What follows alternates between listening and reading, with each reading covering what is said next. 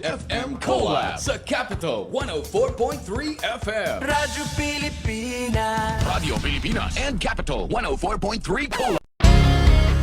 Paano nga ba mag-register para magkaroon ng schedule sa Bagong Pilipinas Presidential Action Center? Narito ang mga dapat gawin. Gamit ang iyong mobile device, pumunta sa eGovPH app. Pwede itong i-download mula sa Apple App Store o sa Google Play Store. Gumawa ng account. Ilagay ang email address, valid mobile number, pagkatapos ay makakatanggap ka ng one-time code sa iyong email. Gamitin ang code sa eGov app para sa verification ng iyong account at ng mga impormasyong ibinigay. Congratulations! Meron ka ng eGovPH app account. Pwede mo na ma-access ang iba't ibang serbisyo ng gobyerno kabilang ang mga serbisyo sa Bagong Pilipinas Presidential Action Center. Matagal nang mailap ang internet sa maraming lugar. May mga gurong handang magturo, mga batang puno ng pangarap. Ngunit kulang sa internet connection. Kaya sa utos si Pangulong Ferdinand Marcos Jr., kumilos ang Department of Information and Communications Technology at ang Department of Education para magkaroon ng internet ang mga paaralan sa mga liblib na lugar. Noong nakaraang linggo, dinayo ng Pangulo ang Island School sa Binuangan Elementary School sa Ubando, Bulacan para tingnan ang estado ng koneksyon. Nakita ng Pangulo, maayos na ang internet. May laptop at tablets na ngayon na dati mahirap makarating sa mga isla at liblib na komunidad. Ang buong budget ng DepEd na napapakinabangan ho ng lahat ng stakeholders mula Batanes hanggang Tawi-Tawi. Maging mga paaralan sa Basilan, dinayo ng DICT at unti-unting nagka-internet ngayon. Kasama po namin si Secretary Henry po. Si Sec. Asan na si mismo yata nagkakabit eh. I'm Mr. President, Secretary. In Basilan, 189 schools na binigay sa aming assignment ni Seksani, 172 na yung nakakabit. Dahil ang internet sa mga paaralan ay hindi lang basta signal, isa itong tulay para mas mapalapit ang kaalaman sa bawat silid-aralan. At sa bawat paaralang nakokonekta, may mga batang mas nabibigyan ng pag-asa. Magkaroon lahat ng estudyante, magkaroon lahat ng guro ng kanilang kinakailangan na equipment at para maging mas maganda at mas maayos ang sistema natin sa pagtuturo. Sa buong bansa, tuloy-tuloy ang trabaho. Isa-isang inaayos sa mga bagay na magpapagaan sa buhay ng ating mga kababayan. Para ang edukasyon ay mas maging abot kamay ng bawat batang Pilipino, anumang isla o lalawigan sa bansa.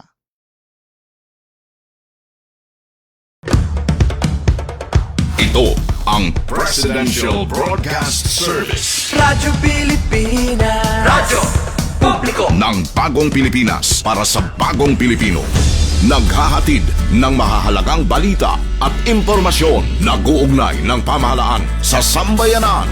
Tulay sa himpapawid ng serbisyo publiko. Radyo Pilipinas. Radyo Publiko. Ang boses ng Pangulo. Sa Mega Manila, 738. Radyo Pilipinas. Radyo Publiko. Oras sa buong Pilipinas, 7 minuto makalipas ang alas 3 ng hapon.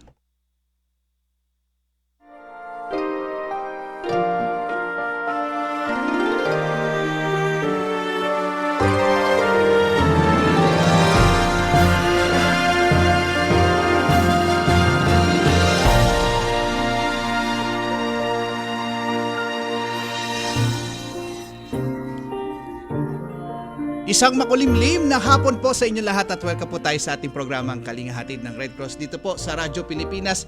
At ngayong ika-dalawa ng buwan ng Agosto taong 2026, buwan na po tayo ng Agosto at syempre panibagong buwan at napakabilis ng panahon at tayo ay papalapit na sa mga bare months ha.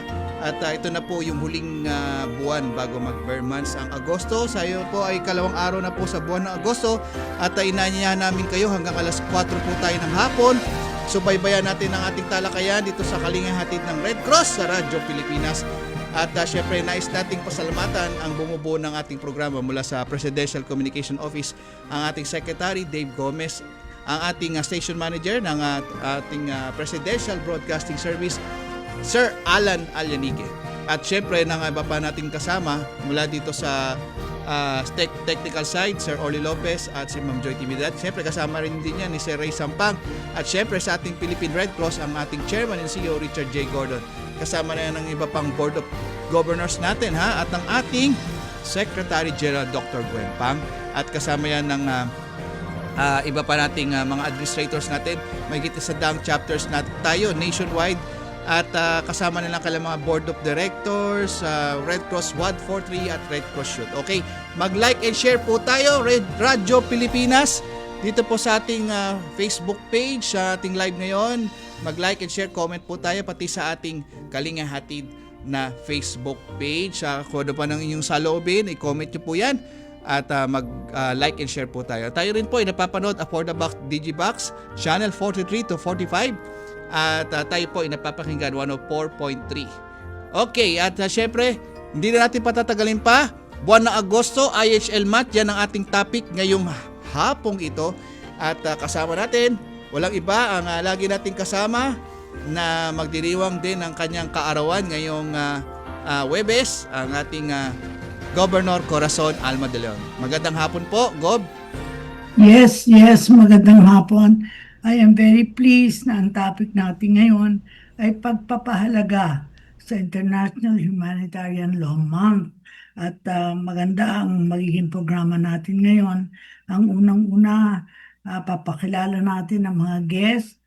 Si Miss Maria Patrocina Lea C. Mateo, National Field Representative ng ating IHL Office, Philippine Red Cross National Headquarters.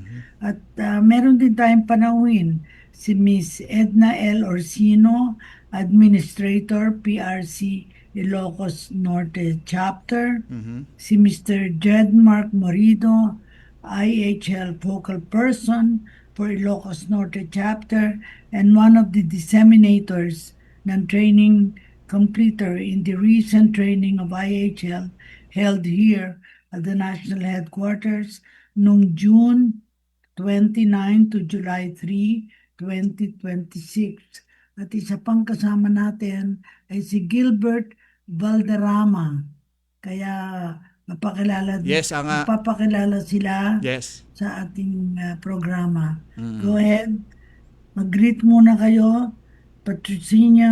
Patrocina Lea Mateo. Hello po, magandang hapon po, Gob, Cora, at magandang hapon din po sa lahat ng tagapakinig ng ating programa. Thank you, Sir Edison, sa ating hapong ito. Si Miss Edna L. Orsino, Administrator, PRC, Ilocos Norte Chapter. Greet ka muna, Edna. Yes, magandang hapon sa ating lahat, Gov. Good afternoon. And sa ating mga kasamahan ngayong oras na ito, sa ating talakayan, Sir Gilbert, kumusta na? Ma'am Apple, and of course, my co-staff from Ilocos Norte, Jedmark, is also in the platform. And of course, si Sir, nasan na? Yes, nandito Nawala. po. Oo. Good afternoon, afternoon. din sa'yo. Yes, Oo, ano po long ang time no here. magandang hapon sa mga Ilocano? Naimbag nga malem. Yan, okay. Makulimlim din dito sa Ilocos Norte ngayon because we have a light rains at the moment. Nako po, ingat po tayo. Sir Gilbert, ang susunod. Bumati muna. Sir Gilbert, ang administrator natin ng Iloilo chapter. Magandang hapon. Yes, good afternoon, Gov Cora. Good afternoon din, Sir Edison. Of course, to my colleague dyan sa Ilocos Norte, Ma'am Edna. And Ma'am Apple, good afternoon din, and thank you for having us here today. Ano sa Iloilo ang Ilonggo ang magandang hapon, sir? Maayong hapon. Yan, okay. Okay, sa pagpapatuloy natin ay talagang very substantive ang magiging programa natin ngayon. Ang unang tanong, ano ang layunin ng pagdiriwang ng IHL Month? Bawat isa sa inyo ay magbabalita sa inyong kaalaman ano ang layunin ng pagdiriwang na ito at bakit mahalagang ipagdiwang ang IHL Month sa Pilipinas. Una muna si Patrocina Mateo bilang National Field Representative ng IHL Office, Philippine Red Cross. Go Okay po. ahead. Thank you po, Ma'am Cora. Mahalaga po ang layunin ng ang layunin ng pagdiriwang ng IHL month this year is of course palawigin at ipakalat na tayo po ay mayroong batas na nagpaprotekta sa atin bilang mga tao lalo na po sa panahon ng digmaan, hindi lamang po sa kalamidad. Ito po ay mahalaga na tayo ay nagdiriwang nito lalo na dito sa Pilipinas. Bukod sa pagpapahalaga sa Geneva Conventions, ito rin po ay simbolo ng suporta ng ating bansa sa pagtataguyod at sa pagpapahalaga sa batas na gumagalang sa karapatan ng tao, lalo na po sa mga sugatang sundalo, mga bilanggo sa panahon ng digmaan at mga armadong labanan. Salamat po. Maraming salamat kay Edna L. Orsino, Administrator ng PR Ilocos Norte Chapter. Go ahead, ibalita mo bakit mahalaga na ipagdiwang ang IHL month sa Pilipinas. Yes. Maliban sa nasabi ni Ma'am Mapol kanina, Gov, as an individual, I mean, as a civilian, member of the civilian population, dahil saklaw po ito yung ating pagpapahalaga sa simbolo ng ating Red Cross na sakop ng IHL month celebration. I think napaka-importante yung awareness ng bawat tao. Sakop din ng IHL yung kaalaman ng bawat individual sa kanilang karapatan at sa kanilang kaalaman na makakatulong paano ito mas mapaigting yung advocacy and awareness ng bawat tao tungkol sa international humanitarian law. Hindi man po tayo bilang individual o civilian directly na involved sa armed conflict, pero yung kaalaman na alam natin bilang mamamayan ay napaka-importante, nasaklaw ng sinasabing international humanitarian law. Maraming salamat. Si Jed Mark Morido ay isang IHL focal person for Ilocos Norte Chapter and one of the disseminators ng training completer in the recent training of IHL held here at NHQ June 29 to July 3. Ano ba ang papel ng Philippine Red Cross sa pagpapalaganap ng IHL? Go ahead, Jed Mark. Nandito ba si Jed Mark? Wala kang picture. Hindi ka naka-mute ka ba, Sir Jed Mark? Naka-mute? Baka yung internet niya. Mahina Wala. Si Sir Si- Gilbert na lang. Sige, go ahead. Andiyan na. Si Christian si Chris Andyan naman si yata Sir yun. Chris. Ha? Yes, Sir Chris will be joining us, I think, in a while. But for now, andito na Ikaw muna muna, ako, ma'am. yes. Gilbert ma'am. Valderrama. Well, going back sa kanina, just to add din, sa amin naman is I wish I was as fluent as my colleagues there in Tagalog, no? So allow me to speak a little bit of English and Tagalog. So It's okay, to it's highlight okay. to highlight the need for awareness on the principles of the IHL, the law on war, and corollarily and more importantly, yung Red Cross logo natin. Yun yung pinaka-importante sa akin. Paminsan-minsan kasi hindi natin meron naman mga armed conflict na nangyayari, and it's good na the awareness for the respect of the law is there. And of course, more important yung logo natin. Tayo naman sa Red Cross, yung papel natin is usually when we go down to the barangays, to the community, it's part and parcel of our advocacy. In all activities, hindi lang sinasabi on the month of IHL, but all the time. Every time we go to the barangays, we allocate a certain portion of our time to do advocacy on IHL.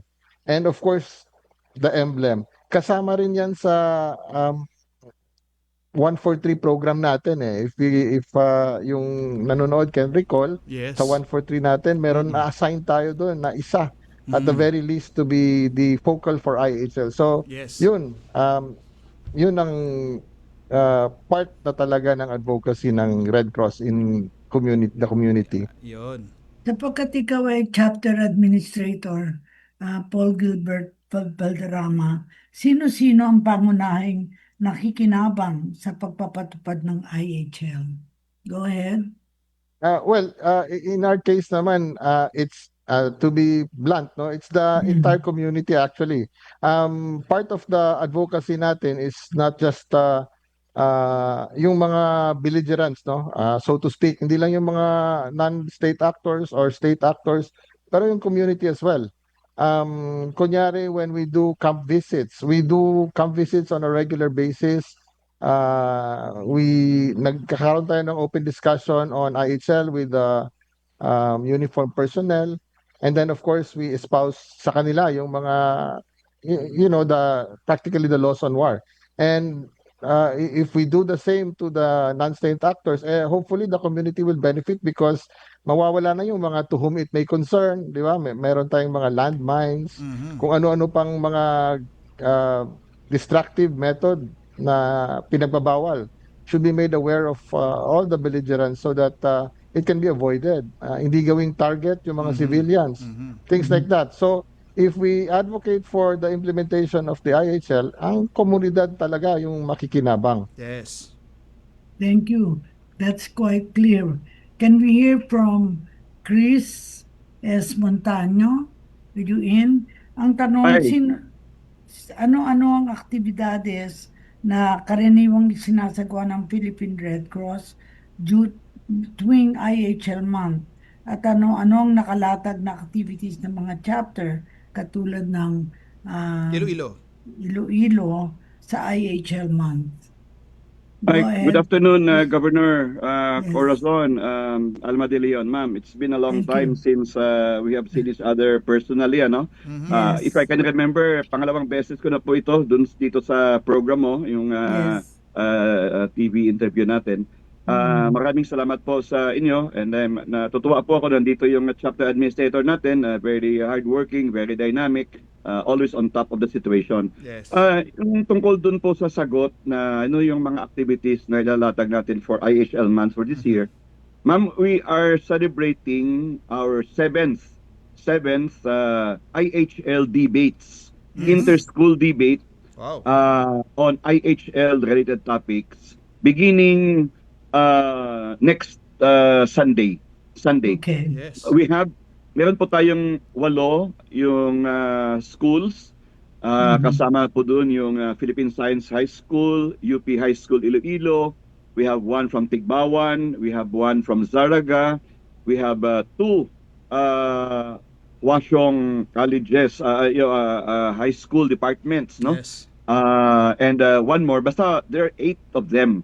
And the eliminations will be on Sunday next week.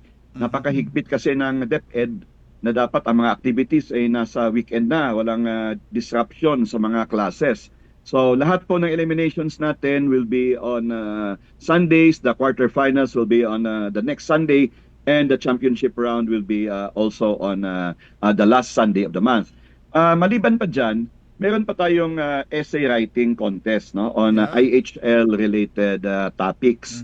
And of course, nandun pa ang usual na information dissemination that we do, especially with our uniform sector, and in particular, the Armed Forces of the Philippines.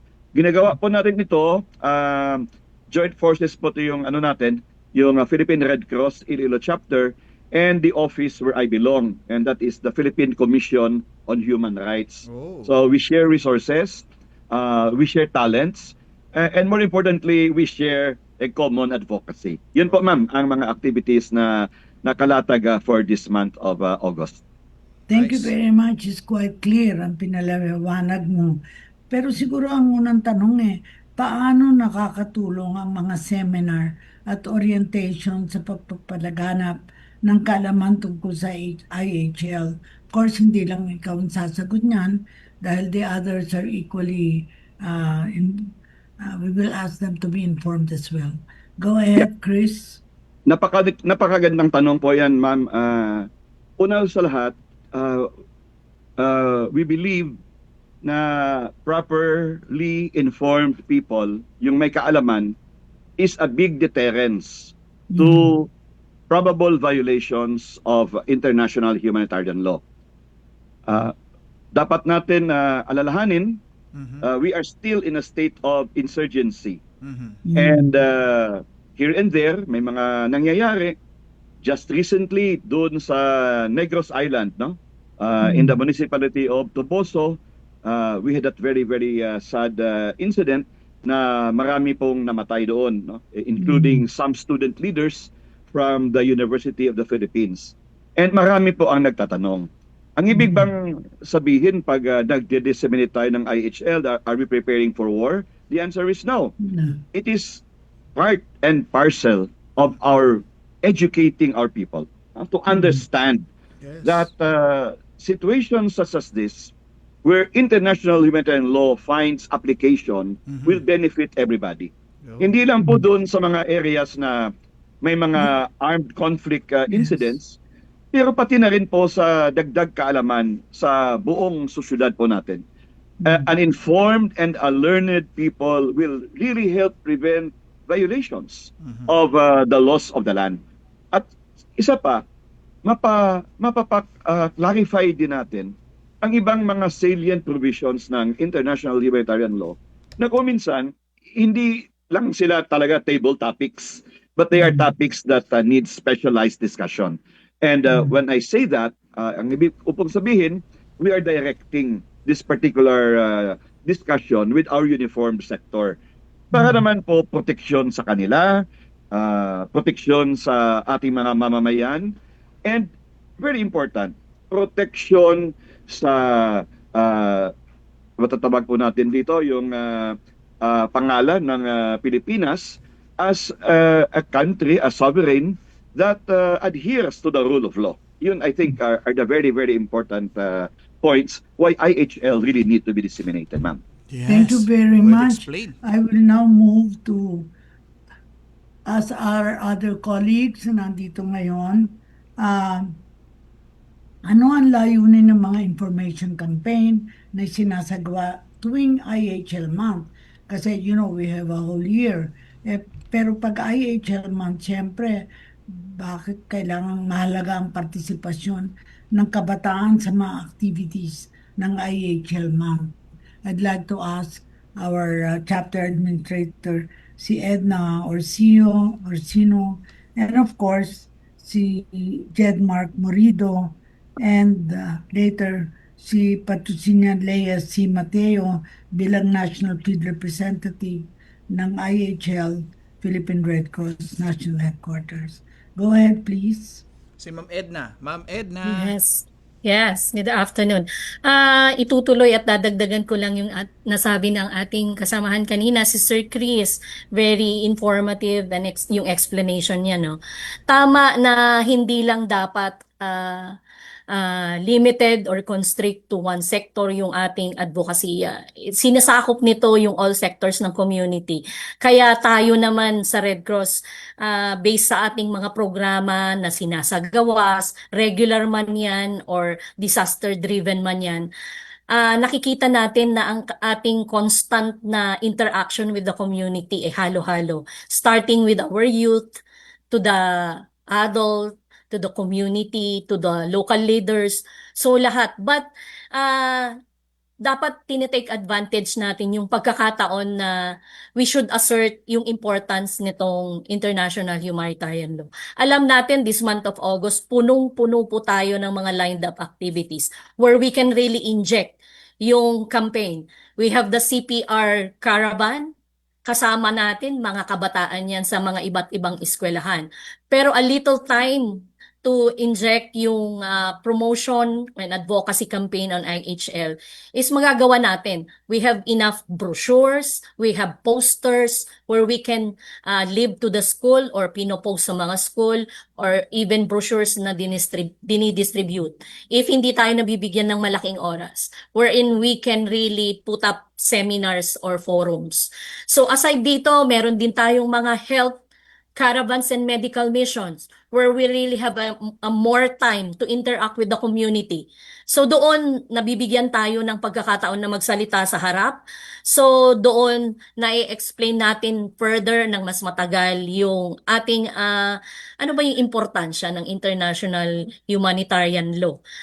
Sa aming chapter, nakalatag na po yung kalendaryo namin. Actually, hindi man kami nakagawa ng isang malaking kompetisyon or dedicated for IHL, but merely a part of our general schedules. Sabi ko nga, yung mga iba-ibang events, blood donation, health caravans, CPR caravans, kasama na po yung aming ginagawang advocacies or plano sa mga susunod na araw, where we really put more attention in this month of August for IHL month activities. Andito yung ating CSR, Jed. Can you please also, in addition to what I've said, yung mga ating lined up activities. Go ahead, Jed. Yes po, good afternoon everyone, and again I am Jed Mark Morido. Nagkaroon lang po ng technical difficulty kanina. Anyway, aside from the regular lineups po, we are also planning to conduct specifically yung IHL orientation on the mga army installation dito sa province. And aside from that po, part kasi ng advocacy ng IHL is to conduct the regular and injection of the orientation itself sa aming mga general programs and activities. In that way, kahit papaano po, kahit wala kaming major na programs na highlight concentrating on the IHL itself, is at least meron po kaming na-i-insert na kahit papaano makakatulong in amplifying the advocacy of IHL dito po sa province of Ilocos Norte. If I may add up lang, Go. Yes, go ahead. Actually, kahapon po we have a meeting of all RCY presidents of the different councils of Ilocos Norte, together with their advisors. It's a whole day affair. And in that, sabi ko, naumpisahan na namin kahapon. Alam po natin sa RCY, merong hindi maiiwasan ng instances doon pa lang sa pagpapaprint ng t-shirt. Siyempre, excited yung mga yan. Sa council, pagandahan ng design. And then, so in the forum yesterday, we have really put emphasis on the process nung ating mga paggawa or pagpapaprint ng t-shirt, rightfully. Na it has to pass through consultation and approval ng ating chapter so that we can ensure na yung paggamit ng ating logo, it will not be misused, kumbaga. Opo. And then monitored po natin. So, nakikita natin normally, wala mang malalaking, we are fortunate sa Ilocos Norte, if I may say, na wala po talaga kaming ganong mga malalaking conflict na naririnig natin like in Cotabato, in Mindanao. So, we are happy to inform and share na sa amin naman po, sa Ilocos Norte, unlike nung medyo bata-bata ako na may mga nakikitang incidents, pero this past years hindi na po kagaya ng dati at wala naman po. So yung mga aming advocacy is parang normally na ginagawa namin sa mga usual activity like yung sabi ko yesterday.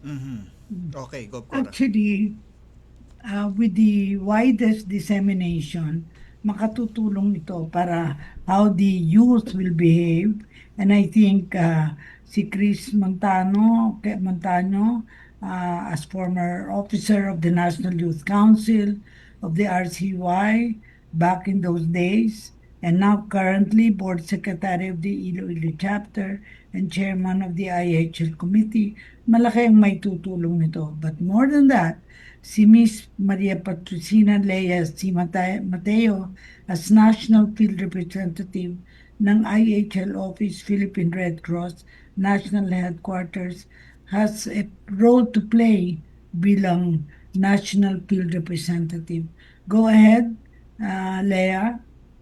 Yun. Mapol. po. Yes Opo. po. Akala ko nakalimutan na ako ni Gob Cora, nagtatampo na ako. Hindi. Okay po. Sa Ang na-share ganda nga po, ng likod mo, San Francisco Bridge yata yan. opo, hindi ako tatalon dyan, ma'am.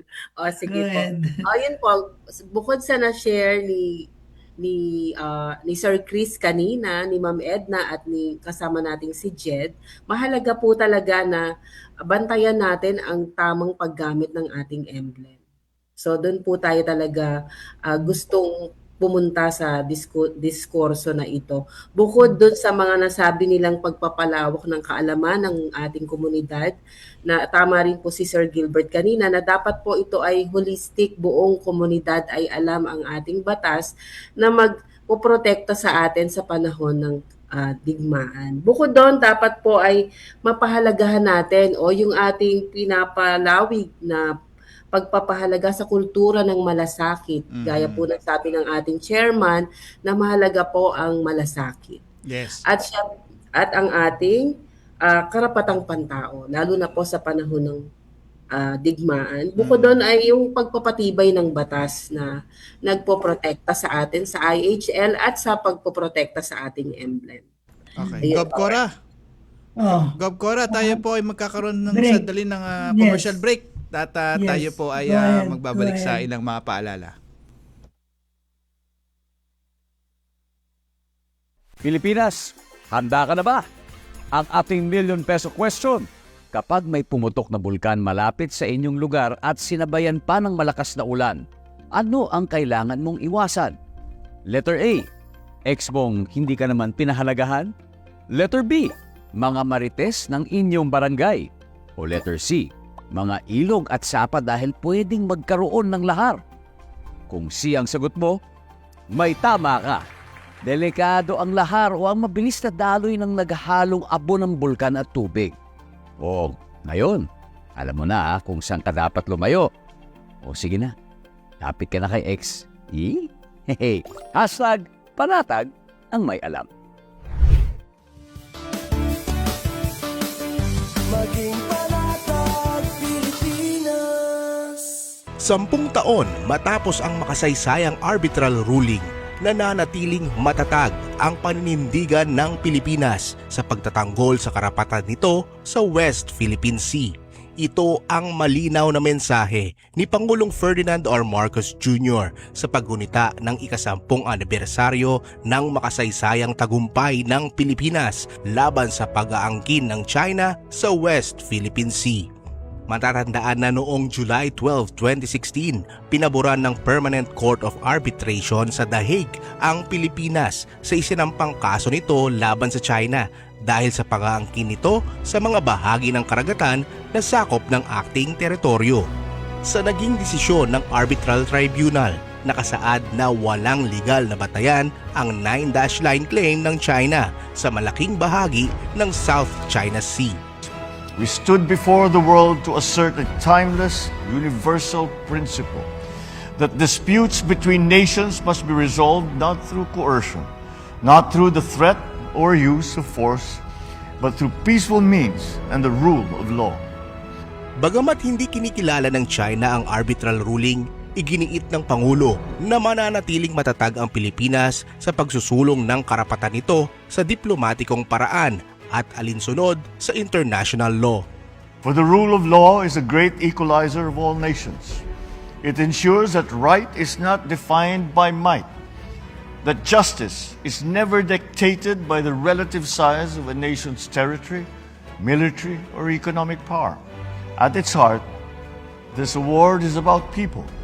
When we defend the rule of law, we are not merely defending lines on a map. We are defending the lives, the livelihoods, and the future of our peoples. Ang ika-10 anibersaryo ng 2016 Arbitral Award ay paalala sa bawat Pilipino na ang ating paninindigan sa West Philippine Sea ay hindi lamang usapin ng teritoryo. Ito rin ay paninindigan para sa kinabukasan ng sambayanang Pilipino. Para sa Bagong Pilipinas, Quincy Kahilig, Radyo Pilipinas, Radyo Publiko. Hi, I'm Safeguard. It is so nice to meet you. I may look small, but when emergencies happen, I become very important. I fit in your wallet, but I can save you thousands. For only 1,200 pesos a year, I make you a member of the Philippine Red Cross, helping people even when you're not there. Safeguard benefits include free ambulance service when emergency strikes and also one free bag of blood because sometimes life depends on it. I've got your back. Accident benefits make sure you and your loved ones are safe, like having a superhero in your wallet. I may be small, but with me you carry protection, kindness, and courage. You're never alone when emergencies strike. Get your Safeguard today. Carry it with you, protect lives, empower families, and be a hero. Make a difference. Save a life.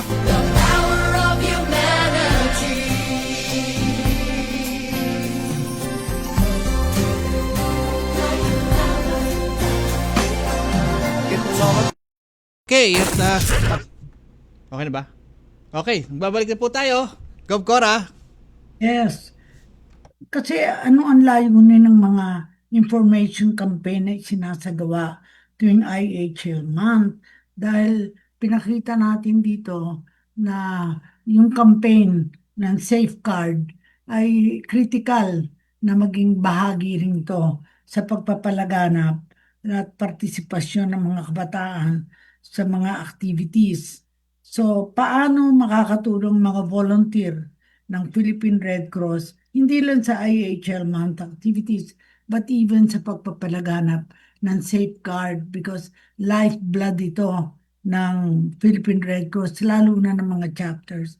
Pwede bang marinig sa inyo, bukod sa ginagawa nyo ngayon sa IHL month, ano yung partisipasyon ng inyong mga chapters at of course ng inyong mga opisina, lalo na ng Ilocos Norte and of course ang National Field Representative din para makatulong sa ating pagpapalaganap ng kaalaman tungkol sa safeguard. Go ahead, lahat kayo ay pwedeng sumagot dito. Begin tayo sa PRC Ilocos Norte Chapter, si Edna L. Orsino. Yes. Mahalaga po ang partisipasyon po ng ating mga volunteer gov, particular sa ating mga kabataan.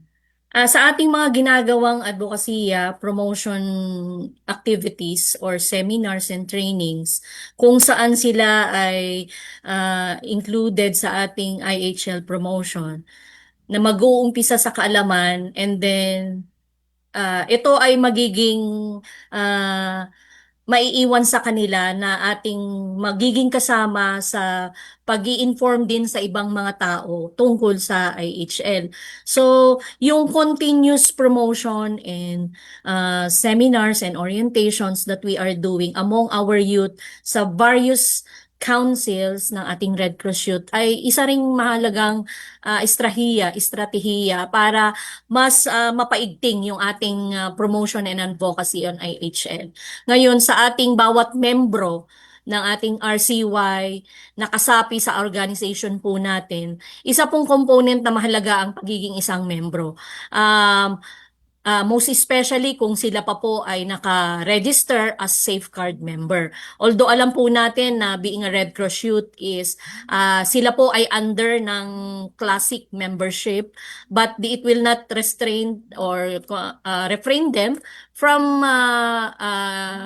availing the higher category which is under ng safeguard, given the advantage and better benefit of having an ambulance and even blood utilization in case of emergencies. So marami po ang populasyon ng ating kabataan, especially our Red Cross Youth. So isa po silang potential at malaking bahagi na katulong ng organization in better promotion of IHL. Ikaw, Jed Mark, dahil ikaw ay focal person for Ilocos Norte, can you assist motivating people to become members of the safeguard? Go ahead, Jed Mark. Yes po, Gov. Actually, we are already starting the campaign, especially sa mga communities po, targeting also our potential recruited RC-143 community base. Ngayon po, ini-insert na din po kasi namin yung part ng recruitment ng safeguard at the same time yung IHL orientation for the benefit of all. Yun po, Gov. Kasi makatutulong din yung mga kooperatiba na maaaring hindi alam how they can participate actively sa magitan ng ating ina-advocate natin. So, siguro palagi tinatong kung ikaw ay volunteer ng Philippine Red Cross, paano mo hihikayatin ang iba na makilahok sa IHL month activities? Because remember, pag August lang natin to, but throughout the years, I think sa mga schools, sa mga organizations, you can still volunteer ng Philippine Red Cross na hikayatin makilaho sa IHL month. Although it's just August, but through the year, we should be able to discuss this na makatutulong. Kaya maybe the others, I will ask, of course, ikaw, Patricinio, bilang National Field Representative ng IHL Office, paano mo po mapapaigting ang participation ng Red Cross sa mga chapters? Kasi kailangan talagang mabisita ang mga chapters para maintindihan nila how they can help. Go ahead.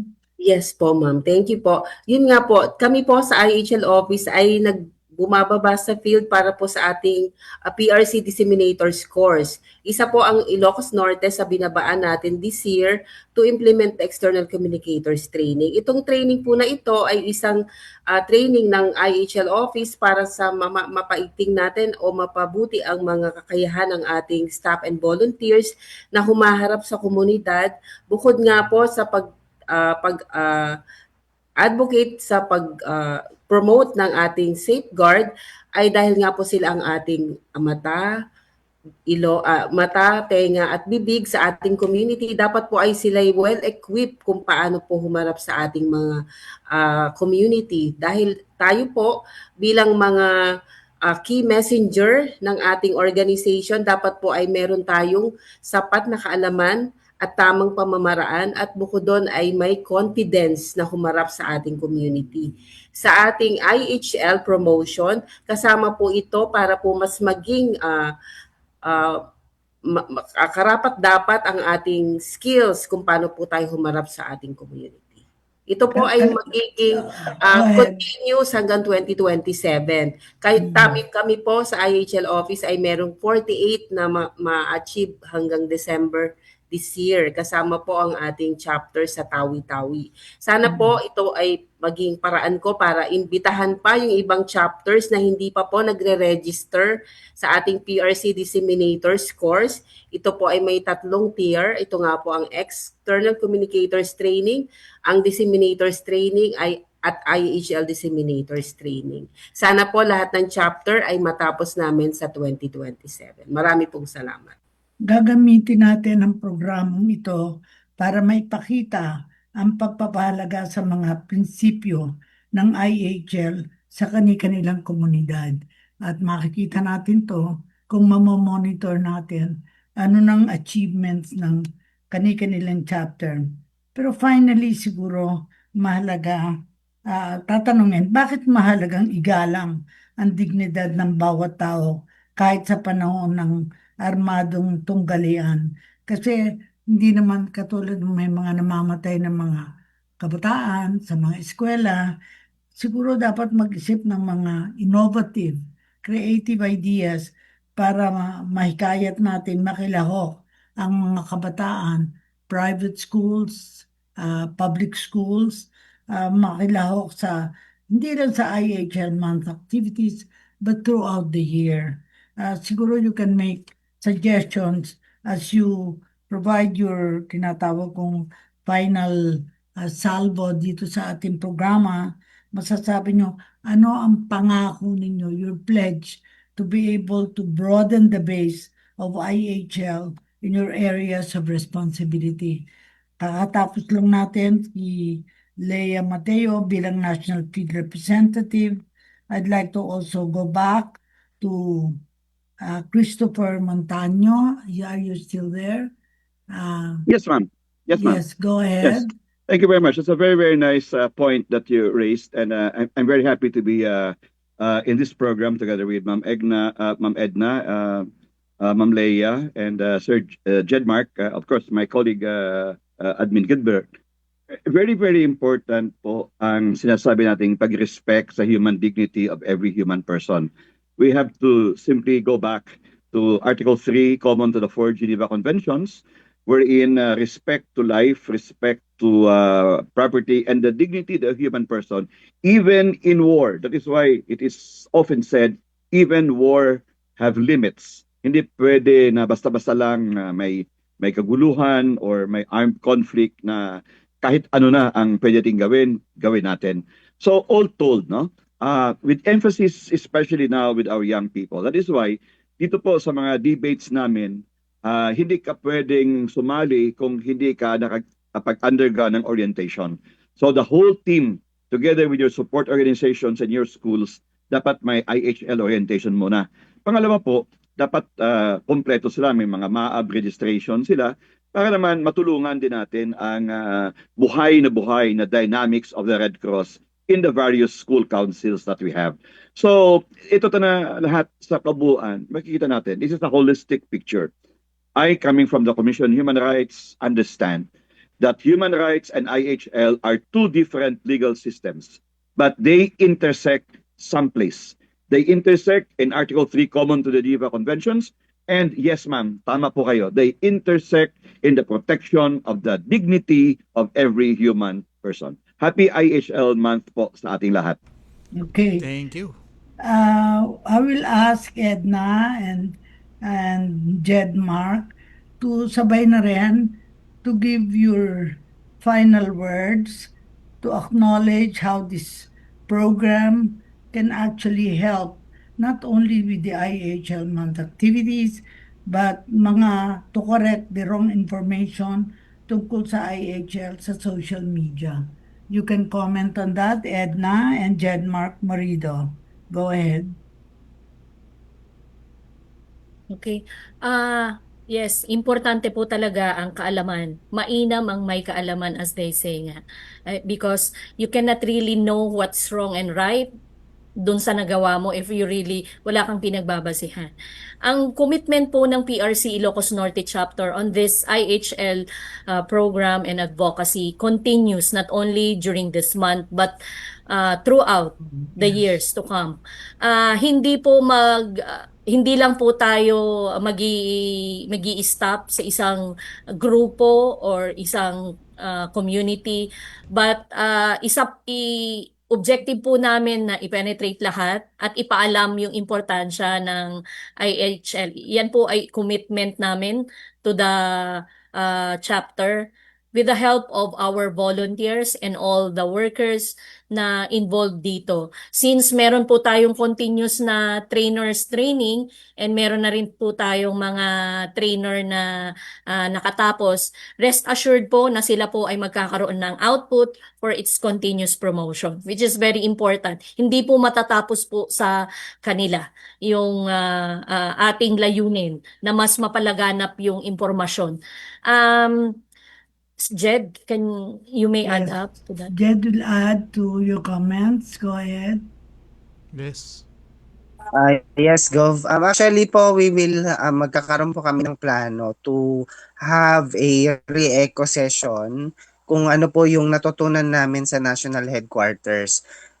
Starting po sa ating mga staff and volunteers, I think this will happen this first week ng August. And from that, Gov, I think mahalaga po yung re-echo session kasi this will guide ang ating mga staff and volunteers kasi minsan meron tayong mga nasabing misinformation, malinformation or disinformation, and with malaking tulong po yung disseminators course na naganap sa national headquarters. Mas marami po kaming realization na kahit sa chapter level pa lang, meron na pala kaming misinformation na sasabi. And this re-echo session will also provide proper guidance para makorek kung ano man yung mga nakagawian naming misinformation and disinformation. Yun po. Thank you very much. At I would like to ask you your final messages dito sa ating radio program that appears every Sunday from 3 to 4. And thank you very much for participating. So unahin natin si Sir Gilbert. Goodbye, Patrocinia Ay, Lea, si Ma'am Pat- si Mama Apple. Mateo, thank you, your remarks. Yes po, Ma'am Cora. Thank you po. So, bukod sa salamat po sa inyo sa pagpapaunlak sa amin ngayong linggo na ito, ako po ay nag-aanunsyo ng ating training. Bukod sa sinabi ni Jedmark, tayo po ay may IHL Disseminators Training ngayong August 18 to 20. Kasabay na rin po nito ang paggunita sa IHL Month. At nagpapasalamat po ako sa mga chapters na gaganapin namin ng EXCOM. Ito po ang Zamboanga del Norte, Zamboanga del Sur, Pagadian City, Boracay Chapter, Valenzuela City Chapter, Cagayan Valley, Ilocos Sur, Albay at Caloocan City po. Ito po ay gagawin hanggang matapos sana ang 102 chapters. Kasama namin ang ICRC sa pagpapatupad ng mga training na ito, na layunin na ng training na ito ay maiayos natin ang ating key messages sa ating community. At bukod doon ay tama po si Ma'am Edna, ang IHL ay hindi lamang dapat tuwing August, ito pa ay dapat buong taon o buwan-buwan. So muli po, maraming salamat sa ating Kalinga Hatid. Back to you, Ma'am Cora. Yeah. Edna, your turn, and afterwards, Jedmark, go ahead. Yes, maraming salamat, Gov, for this opportunity again from the team of Ilocos Norte. Maraming beses na po kaming kayo'y nag-imbita po sa amin na maging bahagi po sa inyong programa. But in this IHL Month celebration, salamat po sa pagkakataong ito. Rest assured, yung commitment ng aming chapter in support for IHL program through the Philippine Red Cross po. Yes. And of course, Jedmark, Marido, final words. Bago si Yes po. Christopher. Go ahead. Maraming salamat po for inviting us over, and rest assured po na I will continue to support the IHL advocacy bilang naitalagang IHL focal dito sa Ilocos Norte chapter. And we're hoping po for the next level of our training na maging official trainer ng IHL. Maraming Wonderful. salamat po. Christopher S. Montano, thank you for participating. Your final words. Thank you very much, Gov, and thank you very much sa lahat na nakikinig. I do hope na yung mga messages na narinig natin po dito ay isang buhay po natin. It will become part of our lives. That hindi lang po kasi na mayroon tayong IHL whenever there is an armed conflict situation, but this is also a good guide for us to become a civilized society. So para sa lahat, maraming salamat po, and may we all have a blessed Sunday ahead of us. In my final words, we may not be able to change the structure of our universe, but maybe by raising our voices, we can pursue the greatest of all causes, and that is the cause of Philippine Red Cross. Maraming salamat sa inyo for participating in this afternoon's program. And from Edna Orsino to everyone, to Sir Gilbert, Ma'am. Si Gilbert, hindi yata ako na... Yes, si Sir Gilbert. Bigyan natin ng final message si Sir Gilbert. Yes. Ito na kasi... Pinaremind anyway, ako ni Edna. Okay, so ano lang, just to add na lang, no, Iloilo was able to produce back-to-back IHL debate international champions, I think 3 times, no? So that's how strong IHL is in Iloilo. And we were part and parcel by providing support to that team. Right, this year, hindi naman kami nakapag-produce ng champion, but hopefully we could have another good team. Soon. Yes. Yeah, soon. And of course, thank you, Ma'am Cora, for inviting us over with Sir Chris, no? And thank you, Sir Chris, for being late. Kaya nakapasok ako kasi na-late siya. Kung hindi siya nakapasok, hindi ako nakapasok. Sir Edison and Ma'am Apple and all the rest, thank you for Yes, the Sir invitation. Gilbert. Salamat. Opo. Wonderful. Okay. At kinukuha natin ng mga oras na to, Gov Cora, at sa mga kasama natin ngayong hapong ito. ang pagbibigay paraan para sa pagbati natin ng happy birthday kay Gov Cora na magdiriwang ng kanyang kaarawan. Happy birthday! Huwebes. Stay safe po, Gov Cora, at stay strong. Alam po namin na kayo po ay nga naman ay lagi namin kasama dito sa aming programa. Hindi po kayo nagmintis at hanggang sa ngayon ay kasama namin kayo. At ang ating programa po para sa kaalaman ng lahat, tayo po ay 20 years na po ngayong buwan ng Agosto. So 20 years na po tayong sa Himpapawid. 20 years anniversary. At talaga naman ito po ay sa tulong ng ating pamunuan, ng ating Philippine Red Cross Chairman and CEO Richard J. Gordon at ng ating Secretary General Dr. Gwen Pan. At syempre ating laging kasama si Gov Cora at syempre si Governor Jay Halandoni na minsan ay kadalasan din ay kasama natin sa ating programa. Gov Cora, happy birthday po. Ano po inyong mensahe ngayong inyong karawan? Well, palagi kong sinasabi na we may not be able to change the structure of our universe, but through this radio program, we can voice our concerns, we can to improve our country. Kailangan country first, maliwanag na maliwanag. And in the Philippine Red Cross, we will not ever forget the needs of people who need us the most. Maraming salamat sa inyo lahat. And see you again next Sunday.